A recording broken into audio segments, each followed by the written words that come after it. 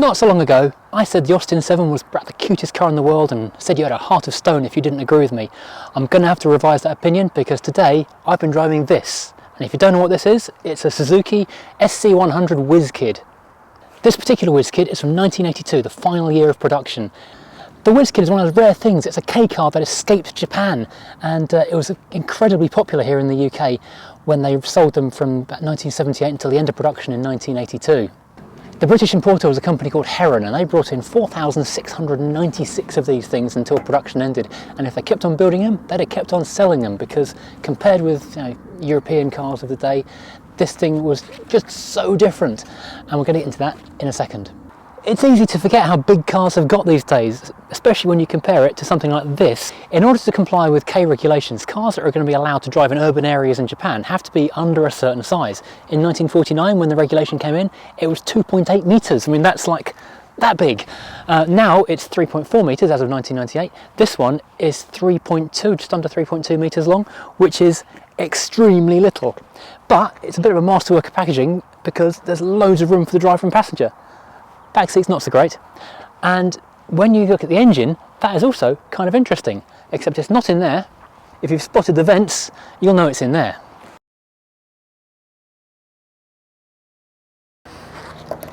If you can find the right one of the several keys that come with this car, you will be able to open this glass tailgate.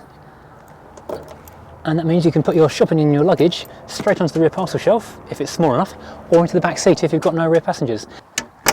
I'm not going to bang that, that's a very old bit of glass. Now the engine itself, I'm sure you clocked all these interesting vents and things. To get in here, under the back seat, there is a tiny lever. Pull that, and that pops outwards, revealing 970 cc's of power. This little fella in here is all of 970 cc's, pushing out a whopping 47 horsepower and 62 foot-pound of torque. It'll throw it at the horizon in an astonishing 0 to 60 of 16.5 seconds, which, to be honest, in a car this small, isn't such a bad thing.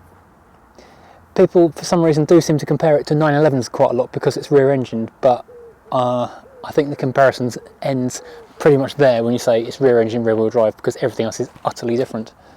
But under K regulations in Japan, it only gets a 28 horsepower 3-cylinder, which is 530 cc's. So over in the UK and America, we were doing pretty well.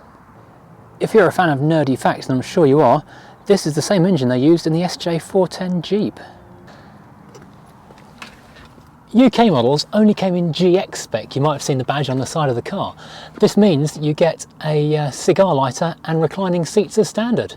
In terms of what you do get in the car, it's actually pretty well spec'd up for a car that was introduced in 1978. And this is one of the very last ones from 1982, so by that point, I think they're throwing in everything they possibly could.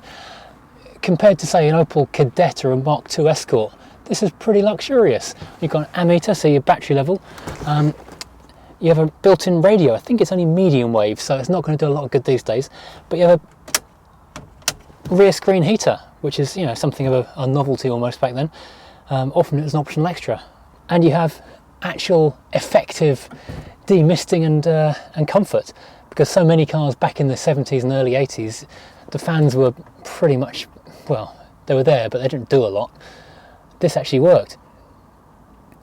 Something you notice almost as soon as you get in, or at least as soon as you get to the first junction, is that the stalks are the wrong way around. Or in the old days it was the right way around, but old Britain and then current Japan put the indicators on the right hand side, which can surprise a lot of people.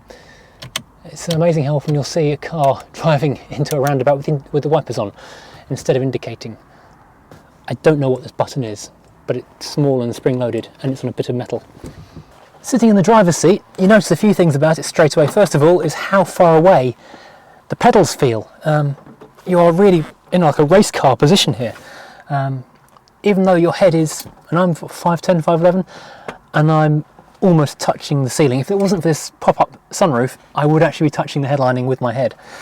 Being the 70s car and being a compact, it does have keep fit windows, yay! So those aren't going to break. The fuse isn't going to go on them. This defogging system, the HVAC if you like, well I say HVAC, it's just a blower really, it does seem to blow almost constantly out of this eyeball vent at your knee and your hand, and your right hand on the wheel. And you have the choice of having it blowing vertically or horizontally, but it's still coming straight at you, and you're still going to get chilly knuckles unless you stick it on hot, in which case you're going to get overly warm knuckles. It's got a couple of useful little cubby holes, or a useful little cubby hole, and a tiny, tiny door pocket, which is useful for your beer mat collection, perhaps. You could probably put like a bank card in there and lose it at the bottom because you can't get your fingers down to the very, very bottom of it. Maybe a biro. Not quite sure what else would fit into that.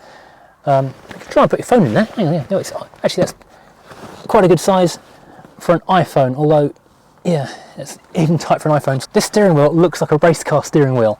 It's got a nice small rim, although it's quite hard and plasticky, and these 4 fingers are also, well, it's metal on the back, it's got plastic coating, so it doesn't feel particularly expensive, but it does feel of its time. Big question is, of course, what does the horn sound like? Aww, the horn is suitable. That's a very, very appropriate horn. We have a glove box over here, which is tiny, and I believe that's a jack handle. And there are little tiny cup holders in here. I don't have a cup, I'm going to put a lens in it. Ah, that's quite useful actually.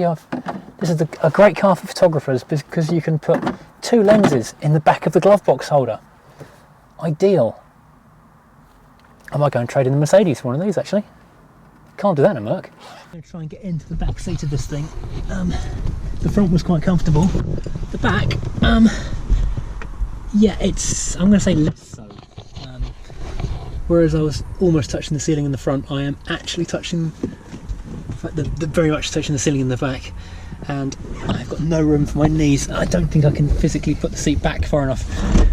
If I was maybe 2 years old, I could get away with it perhaps, or a dog, but I wouldn't put a dog on these lovely seats. They're original 1982, and they're perfect.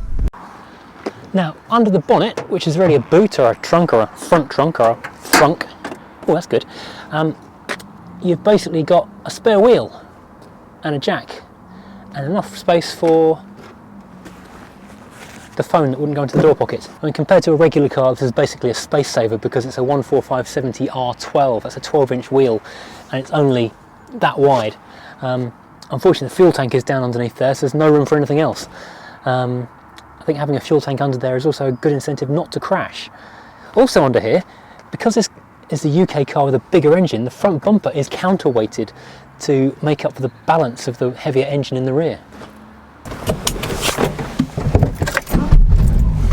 And the car starts up instantly. It's an old Japanese car, of course it does. I've been warned, keep the lights on because it is a tiny car. It's like riding a 4-wheel 2CV out there. So not 2CV, Sinclair C5.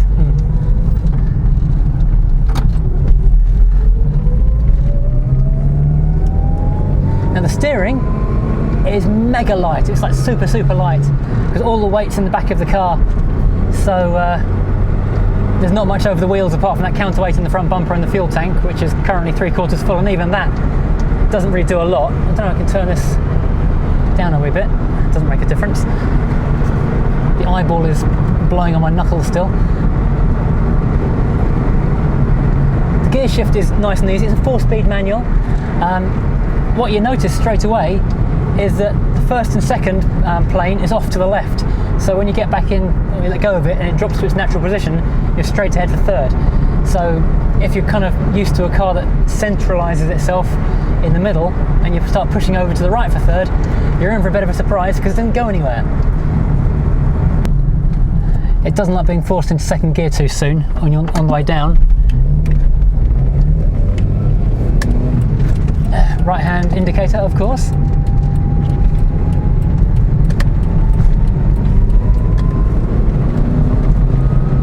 You can feel the power pushing you from the back of the car. Well, you can't really. I suppose if it was a slippery roundabout, you could probably get the back end out quite wildly. But it's a dry day and it's not my car. This in fact is one of the very, very last Whizzkids made. It was from 1982 and Suzuki UK bought it back a few years ago and restored it completely from scratch. So it's absolutely pristine. It's one of the best Whizzkids you're going to find anywhere in the world, never mind a UK one. And it drives like a new car. The odometer reads 26,000 miles, which I assume is what it is since it was rebuilt.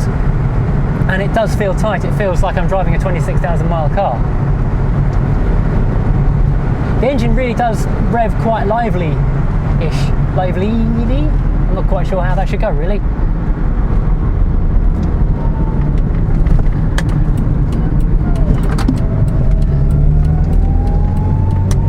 Bigger, faster traffic is making me a little bit nervous. I'm going to get into a back road now. There you go. The performance figures don't sound particularly exciting on paper, but in the car, it doesn't feel slow. It feels quite lively. Really, the only rattles that are coming from anywhere is a sunroof, and I don't know if that's a genuine item or an aftermarket. I mean, those were pretty popular to cut into roofs in the 80s, so that could well have been an extra someone paid for afterwards. The pedals are really tiny. They are designed for people who are smaller than me, who don't have size 11 boots, and they're also offset weirdly to the left, and the steering wheel is actually facing slightly to the right. So I know people go on about Italian cars from the 70s having weird driving positions, but this is one of the stranger driving positions I've encountered. And you don't really notice it when you first sit in. You just kind of sit there and adapt to it. But it's only after a few minutes when you think, why is my left arm almost completely straight and my right arm bent like that? And why is my left leg almost completely straight and my right leg bent like that? And the answer is, of course, because the car, well, the pedals and the controls are weirdly offset.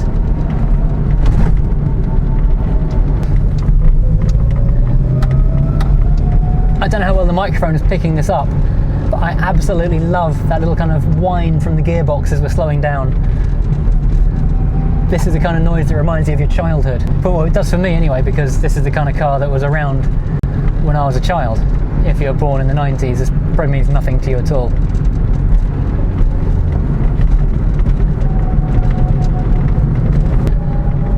The brakes are, well, they're 70s cars brakes basically, and they do work fine, and if you're aware of what the car is, you're not going to have an accident.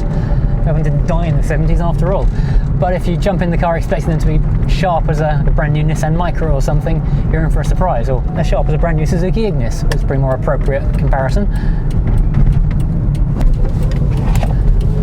Oh, Brand, don't hit me, don't kill me, thank you. There we go.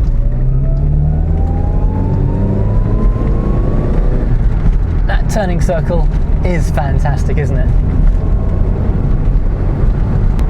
The ride's really quite nice in this car. Because the engine's in the back, all the vibration and noise and everything like that is behind you. You don't really notice it. You just get a little kind of whine from the transmission and a little hum from the engine. You don't really get much in the way of vibration coming back to you. And the ride is rather supple. It's kind of a sports coupe of a sort, so it will go around a corner quite happily, but at the same time, unlike new sports cars, it's not sprung so hard that your teeth will rattle out and hurt. This is actually really quite cool and very, very enjoyable indeed. I'm loving driving this thing today. I don't want to give it back. Even though it's only 47 horsepower and 63 foot-pounds of Newton meters or something, this engine really does feel quite torquey. I mean, you pull away from a junction or a roundabout and it actually does push you back in your seat a little bit. And you can feel the back end of the car squatting down and digging in to give you some power, and this is like a great little rally car. I have heard that bike engines are quite a popular conversion, or were at one point when there were still some of these around to convert. It's got a huge engine bay and almost no weight at all, so something like a Hayabusa would be an awesome little conversion on this thing. In today's terms, this is gloriously silly. The engine's in the back, there's no boot space, the back seat is laughably tiny, but it is just so much fun. There is everything to love about this car. Driving a Whizzkid has been an ambition of mine for quite a while now, so today has been fantastic. Once again, if you've enjoyed watching this video half as much as I've enjoyed making it, then you've had a good time. You might not have had a good time, you've probably had a terrible time, because frankly I've been faffing around in an old car and being silly. Thanks for watching. Please hit like and subscribe. Don't hit the dislike button. That's very, very nasty. That's not a nice thing to do. Don't hit dislike. Do hit like. But yes, join me again soon for more old cars, new cars, silly cars, just cars really. I would like to say there's a plan for this, but honestly that would be a lie. Join me again soon for more cars. Thank you for watching.